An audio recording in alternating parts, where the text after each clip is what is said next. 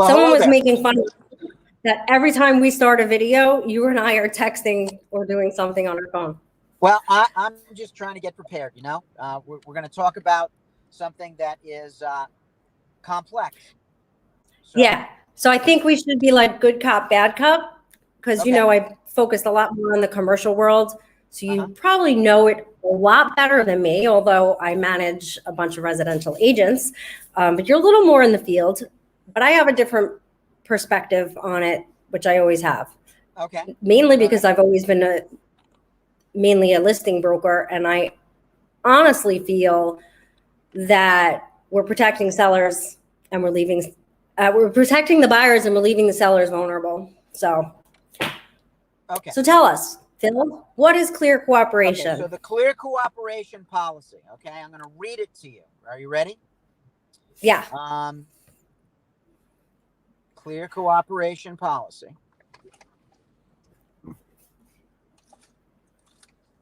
is here. Within 1 day, 1 business day of marketing a property to the public, the listing broker must submit the listing to the MLS for cooperation with other MLS participants. Public marketing includes blah, blah, blah, blah, blah, blah, all this stuff, everything like that. Now, how it came about. Brokers and MLSs from around the country asked NAR to consider a policy that will reinforce the consumer benefits of cooperation. The MLS creates an efficient marketplace, blah, blah, blah. So the goal is to enable MLS participants to share their listings with the widest possible range of potential buyers. This is all kind of a polite way of explaining that there was a huge pocket listing problem in the industry. And you might as well just call this the California policy. All right? Because at some association meetings, we have been told that sometimes upwards 10, 15, 20% of the market in California was off-market listings, but not for sale by owners.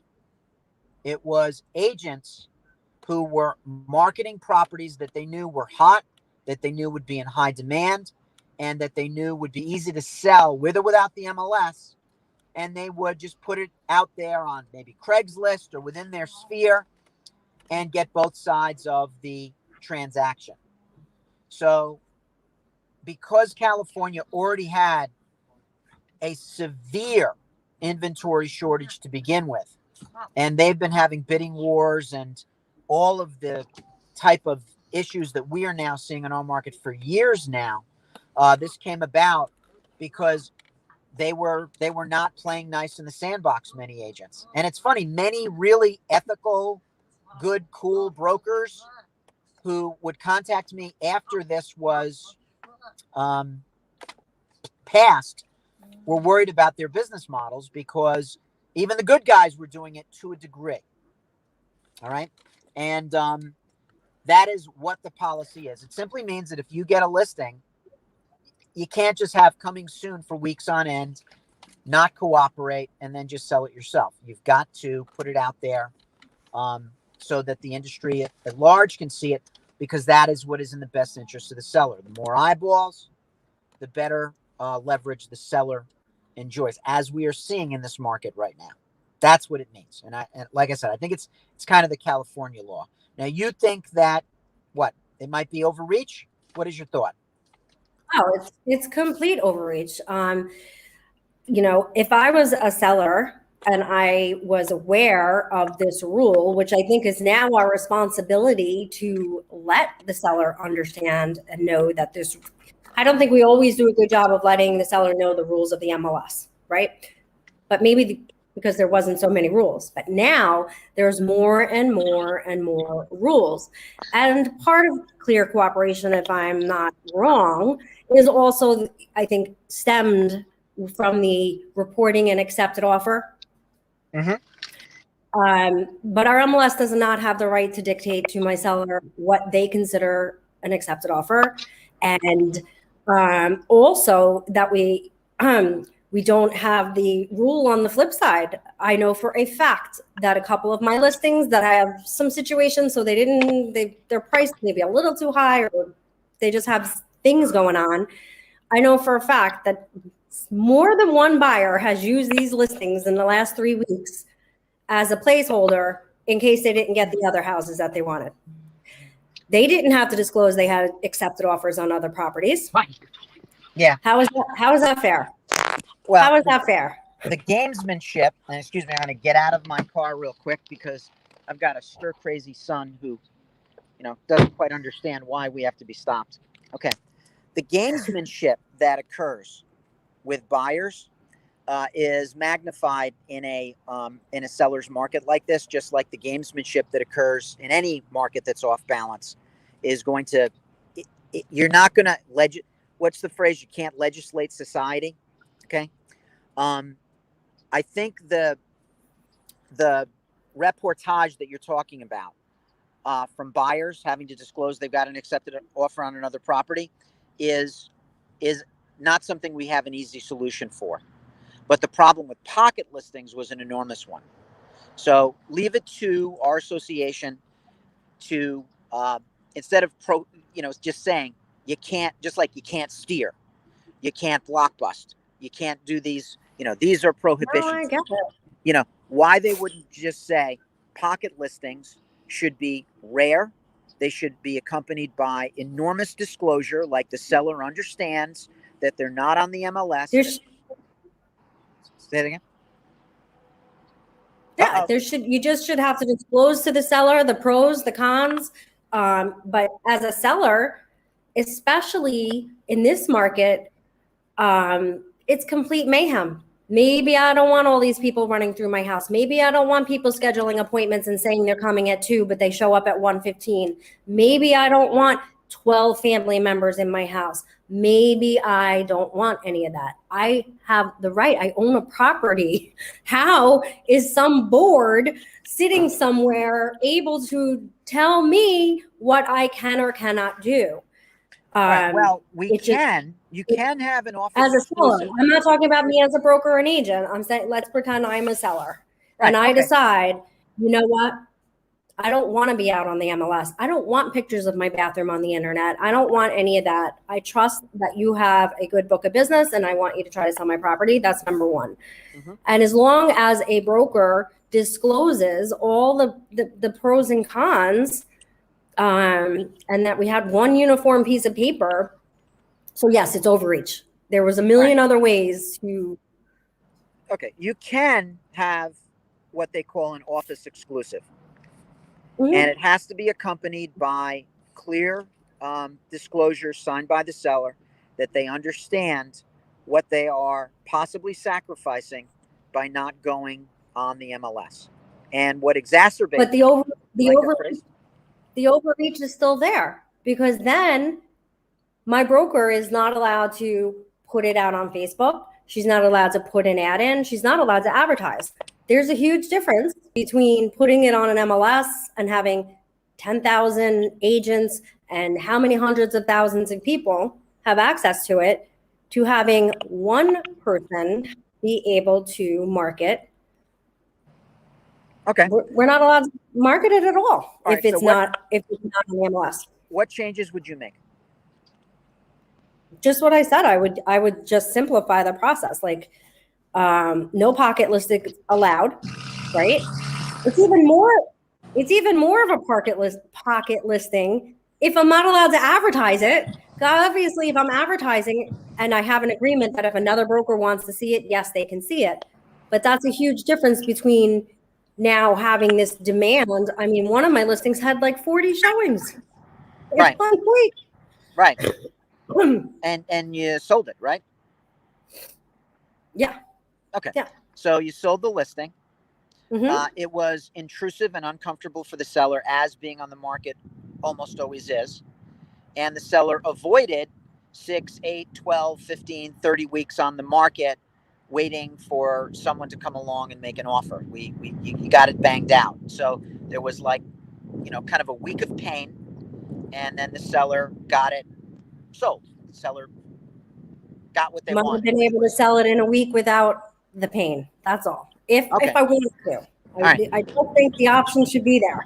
Right. This is crazy. Okay, so what would you do?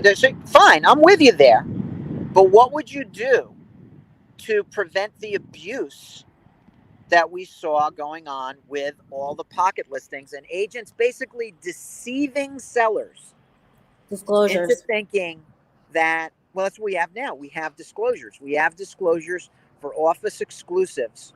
But where you're not allowed to advertise, and I would allow an office exclusive to advertise. I mean, if a seller says this is what I want, how can an MLS say no? You can't do that, Mr. or Mrs. Seller. it's part of your operating agreement with being a member of the association and being an MLS participant, subscriber, et cetera, et cetera. So this is a tricky thing, and it's a double-edged sword no matter how you do it. And we have to figure out, I think, what is, at the end, best for the client. And what exacerbates things terribly is that we've got a pandemic and we've got a severe low inventory, and both of those things skew the events and the perceptions of the sellers terribly, because these are uncommon times. All right. So it just makes it worse for all parties involved. I think if we were in a balanced market, we would be able to see this from a perspective where it's not quite so like stark, where it's not quite so difficult, where people could be, that office exclusive and realize that instead of like 40 people going through their place, no matter what happens, if they hiccup, that you kind of need to be on the MLS if you want to have the kind of exposure that you need in most markets. Exactly, Alex. Exactly, Alex. I don't know if he agrees with me or just here are the rules. But that's basically. Yeah, those are the rules you agree to when you are a member of the MLS. This is kind of like their saloon, their rules, and this is not the first time, Jennifer. This is not the first time that a rule brought about, promulgated to combat a malpractice, a poor practice, has been guilty of overreach. All right. And the overreach is, like I said, it's cartoonishly exaggerated by the market conditions that we're in right now. Overall, though, I think the percentage of people who would benefit from not being on the MLS is far lower than a lot of agents. Oh, I agree with you. I'm all about massive exposure. I'm also about not having the overreach.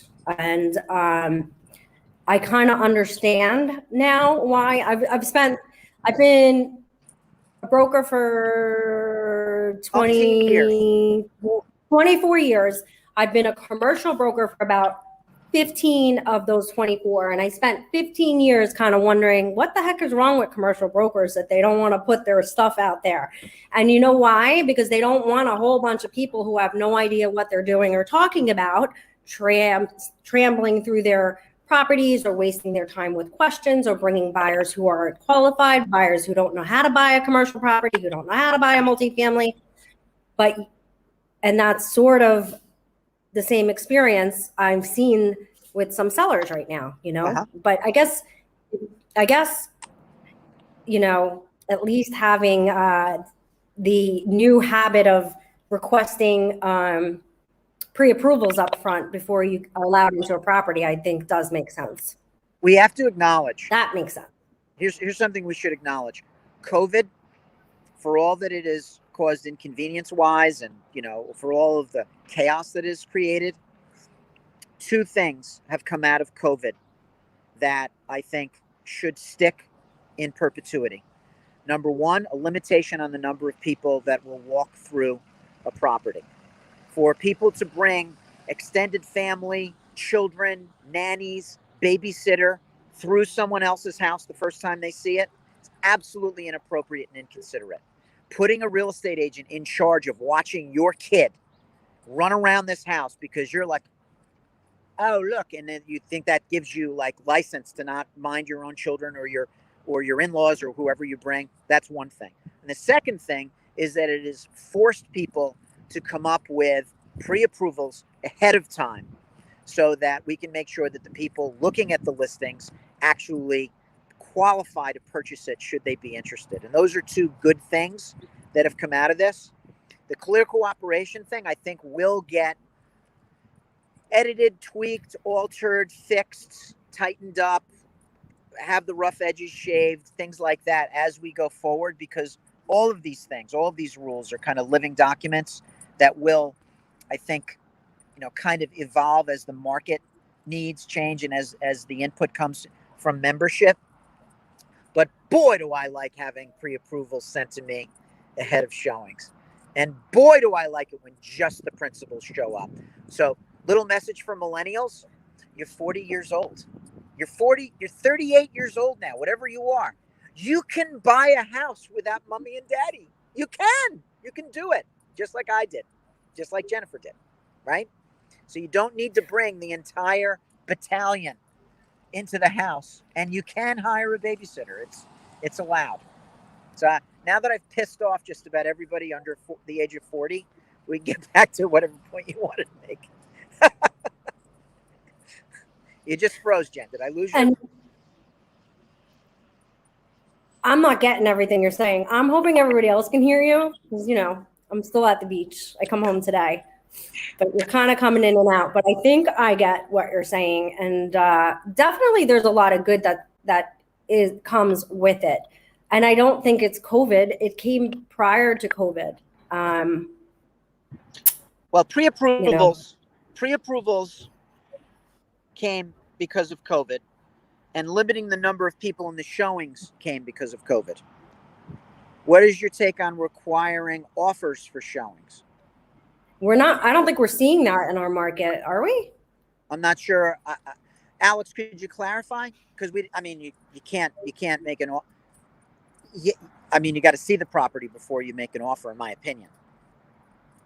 As a matter of fact, you saw my video in the company group over the weekend, right? Somebody wanted to make an offer on a property, and they wanted to do it anonymously without seeing the property and only wanted to disclose their name after their offer was accepted. And oh, by the way, their offer was $200,000 under asking. Well, I think you can make offers on properties sight unseen. I bought my place that I'm sitting in here sight unseen, but I did have someone go there, check it out, and do all of that. Also, I do think that there is times when they use that as gamemanship. When they know there's an accepted offer, I have had buyers reach out, make an offer much higher. He made all the millennials angry.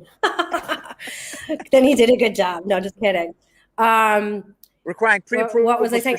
I've seen buyers come in and make a fictitious offer because they know there's an accepted offer, just trying to get their foot in the door. So I think that can be, I'm sorry.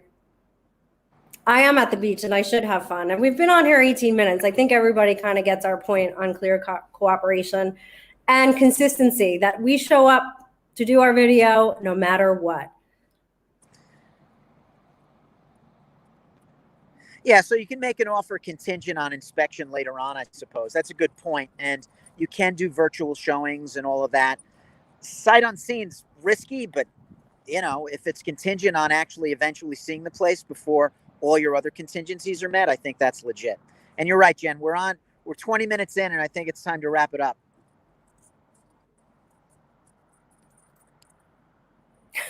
If you could only see how your face is frozen on my side, I got to take a picture of it and send it to you. Okay. Is it like a "my name is Earl" kind of thing? Like your mother warned you. This is great. You got it? All right. I'm going to sign off and go spend my last half hour at the beach. We're going to talk more about this because it's actually made me think a little more, and Alex's points and questions. And why does the pendulum always have to swing all the way? That's all I want to know. Because human beings. All right. So, Jennifer, I guess fly safe. Get home safe. All right, everybody. Thanks for tuning in for Real Estate Unscripted, and we will see you next week.